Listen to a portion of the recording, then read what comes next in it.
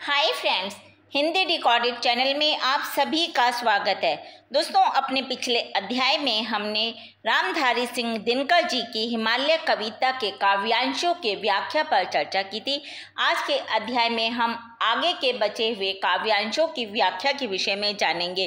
तो चलिए दोस्तों, शुरू करते हैं अपना आज का अध्याय। और मैं अपना आज का पहला काव्यांश पहले पढ़ती हूँ। कितनी मनियाँ लुट गई, मिटा कितना मेरा वैभव अशेष, तू ध्यान मग्न नहीं रहा इधर, वीरान हुआ प्यारा स्वदेश। कितनी त्रुपद के बाल खुले, कितनी कलियों का अंत हुआ, कह हृदय खोल चित्तौर यहाँ, कितने दिन ज्वाल वसंत हुआ। पूछे सिकताकन से हिमपति, तेरा वह राजस्थान कहाँ, मन मन स्वतंत्रता दीप लिए फिरने वाला बलवान कहाँ। तू पूछ अवध से राम कहाँ, वृंदा बोले घनश्याम कहाँ, ओ मगध कहाँ मेरे अशोक, वह चंद्रगुप्त बलधाम कहाँ। दोस्तों, जैसा कि हम सभी जानते हैं कि जो ये रामधारी सिंह दिनकर जी ने कविता लिखी है, उन्होंने अपने देश के हालातों के बुरी दुर्दशा देखकर, बुरे हालात देखकर वो हिमालय पर्वत से प्रश्न करते हैं और हिमालय पर्वत से कहते हैं कि तुम्हारे होते हुए इस देश का ऐसा हाल क्यों है, तुम क्यों इतना बड़ा मौन व्रत धारण किए हुए हो। दोस्तों, अब वो उससे कहते हैं कि वो हिमालय पर्वत को एक तपस्वी के रूप में मानते हैं और फिर वो कहते हैं कि हे तपस्वी, उसी पुण्य भूमि पर आज भयानक संकट आ खड़ा हुआ है। तुम्हारी जो संतानें हैं, तुम्हारे जो बच्चे हैं, वो आज कितने व्याकुल हैं, कितने तड़प रहे हैं और चारों तरफ से उनके सिर्फ कठिनाइयाँ ही कठिनाइयाँ हैं। हमारे देश में जितनी भी अपार संपदा है, ये अंग्रेज़ों द्वारा लूट ली गई है और यह अपने देश में ले जा रहे हैं।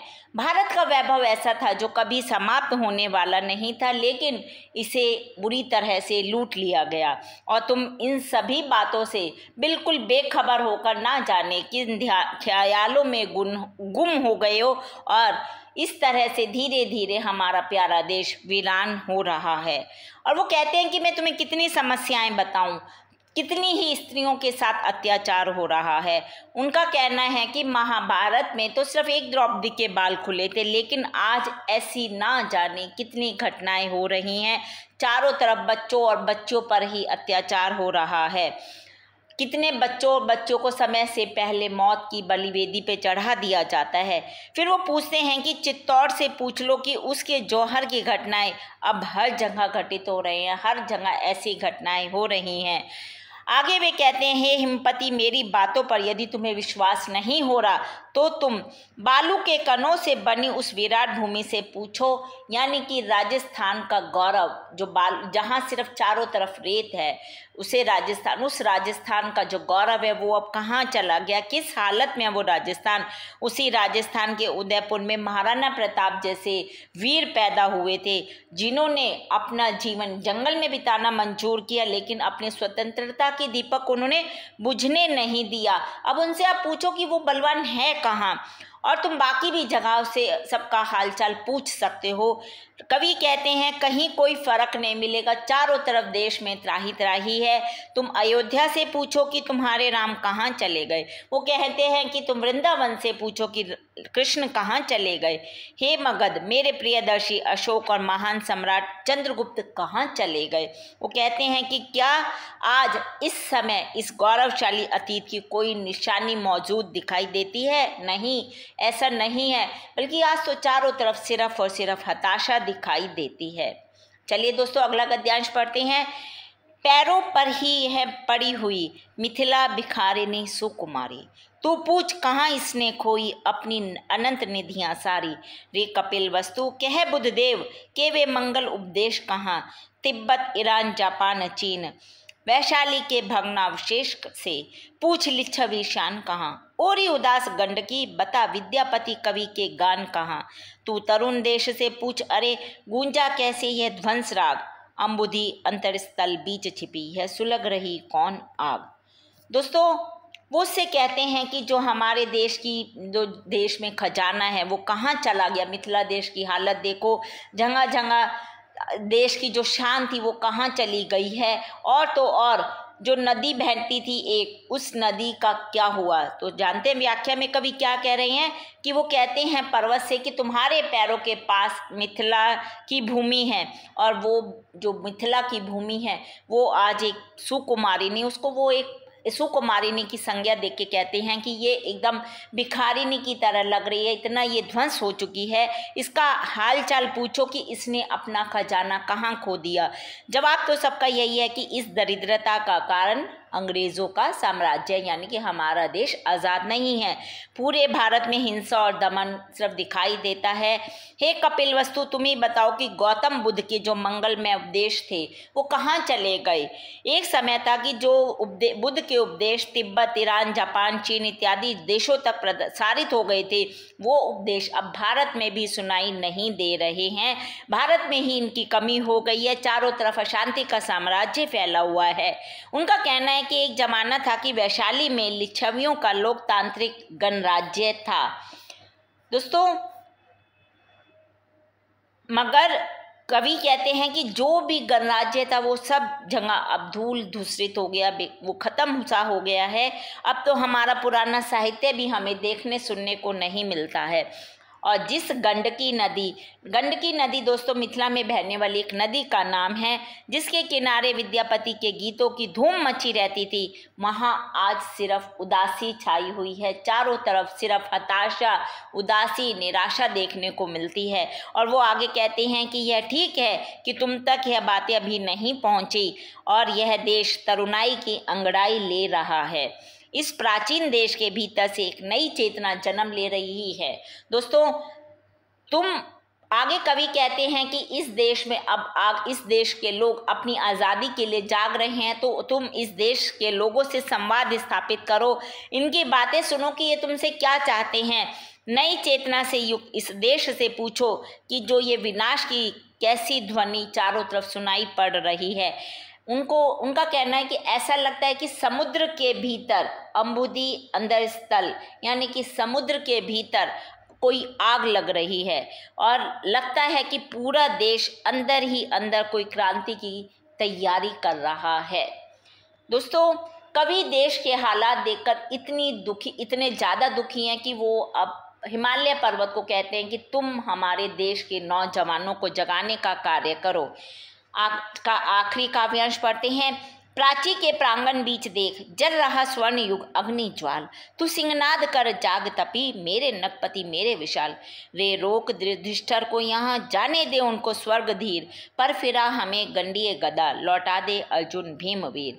कह दे शंकर से आज करें वे प्रलय नृत्य फिर एक बार, सारे भारत में गूंज उठे हर हर बम का महोच्चार। ले अंगड़ाई उठे हिले धरा, कर निज विराट स्वर में निनाद, तू शैलराट हुंकार भरे, फट जाए कुहा भागे प्रसाद। तू मौन त्याग कर सिंहनाद, रे तपी आज तप का ना काल, नवयुग शंख ध्वनि जगा रही, तू जाग जाग मेरे विशाल। दोस्तों, वो हिमालय पर्वत से कवि कहते हैं कि तुम्हें अब जागना होगा। पूरब दिशा में जो सूरज निकल रहा है, ऐसा लग रहा है कि मानो अब स्वर्ण युग की अग्नि प्रज्वलित हो जाएगी, यानी स्वर्ण युग का आरंभ हो जाएगा। ऐसे समय में हे मेरे नगपति, हिमालय को कह रहे हैं कि तुम अपनी तपस्या छोड़ दो और जाग जाओ और अपने विराट रूप के साथ तुम सिंहनाद करो। फिर वो कहते हैं कि तुमसे अनुरोध है कि आज युधिष्ठिर को स्वर्ग में जाने दो, उन्हें मत रोको, उनकी आज हमें ज़रूरत नहीं है। आज तो हमें अर्जुन और भीम जैसे वीरों की ज़रूरत है। स्वर्गारोहण की घटना के क्रम में अर्जुन और भीम अपने गांडीव और गदा के साथ तुम्हारी खाइयों में गिर गए थे, तो आज तुम उन्हें लौटा दो, क्योंकि आज हमारे देश को अर्जुन को गांडीव के साथ और भीम को गदा के साथ, हमारे देश को इनकी बहुत ज़रूरत है। क्योंकि आज की कठिनाइयों से सिर्फ अर्जुन और भीम जैसे वीर ही जूझ सकते हैं, युधिष्ठिर जैसे नहीं। तुम्हारे कैलाश पर्वत पर शंकर का वास है। कहा जाता है कि कैलाश पर्वत पे भगवान महादेव, भगवान शंकर रहते हैं। तो वो कहते हैं कि उनसे कहो कि वो एक बार प्रलय नृत्य कर दे। दोस्तों, प्रलय नृत्य यानी कि अनियमित चीज़ों के लिए, विध्वंस के लिए नृत्य, ये जो चीज़ों की जरूरत नहीं है उनके लिए, जो कुछ बुरा है उसका नाश हो जाए, ऐसा नृत्य वो करे। और एक बार फिर से पूरे भारत में हर हर बम बम का जय घोष सुनाई पड़े। और अंतिम बात यह है कि तुम ध्यान छोड़ो, एक बार अंगड़ाई लो। तुम्हारी हल्की अंगड़ाई से भी यह पूरी धरती हिल जाएगी। हिमालय पर्वत का जरा सा हिलना पूरे धरती को हिला सकता है। दोस्तों, आज तक तुम्हारी आवाज़ किसी ने नहीं सुनी, कवि कहते हैं। हमारा अनुरोध है कि अपने विराट स्वर से तुम एक गूंज पैदा करो। हे पर्वतों के भगवान, हे पर्वतेश्वर, तुम्हारी हुंकार से धुंधला फट जाएगा। जो चारों तरफ धुंधलापन छाया हुआ है वो हट जाएगा, आलस दूर हो जाएगा। तुम्हारी एक छोटी सी कोशिश भारत में नई चेतना का संचार कर देगी। और ऐसे में फिर विरोधियों के, हमारे दुश्मनों के जो हौसले हैं वो पस्त हो जाएंगे। इसलिए वो कहते हैं कि तुम अपने मौन को त्याग दो, सिंह नाद करो। सिंह नाद यानी कि सिंह की तरह गर्जना करो, शेर की तरह आवाज़ करो। हे तपस्वी, आज तपस्या करने का समय नहीं है। नए शंख ध्वनि जगा रही है। हे मेरे विशाल, तुम जाग जाओ। वो नई शंख ध्वनि यानी कि नया जमाना मानो शंख की ध्वनि से जग रहा हो, ऐसा कवि का मानना है। तो दोस्तों, ये हमने आज के अध्याय में हिमालय कविता की व्याख्या पर चर्चा की। अभी हम इसकी विशेष में जान लेते हैं। स्वतंत्रता आंदोलन के समय केवल अहिंसा और सत्याग्रह से ही काम नहीं लिया गया था। ऐसे कई आंदोलन हुए थे जहाँ कई जगह संघर्ष का सहारा लिया गया था। क्रांतिकारी विचारों में विश्वास रखने वाले आंदोलनकारी के प्रयासों का अपना महत्व है और यह कविता इसी प्रकार के संघर्ष का पक्ष ले रही है। तो दोस्तों, ये हमने आज के अध्याय में रामधारी सिंह दिनकर द्वारा रचित हिमालय कविता के काव्यांशों की व्याख्या पर चर्चा की। हिंदी भाषा के और भी प्रमुख विषयों पर हम आगे के अध्याय में समय समय पर इसी प्रकार चर्चा करते रहेंगे। पर दोस्तों, उसको सुनने के लिए आपको मेरे चैनल को लाइक और सब्सक्राइब करना होगा। साथ ही दोस्तों, हिंदी भाषा से संबंधित कोई भी प्रश्न आप कमेंट बॉक्स में मुझसे पूछ सकते हैं। मैं शीघ्र ही उसका उत्तर देने की कोशिश करूँगी। धन्यवाद दोस्तों, आपका दिन शुभ हो।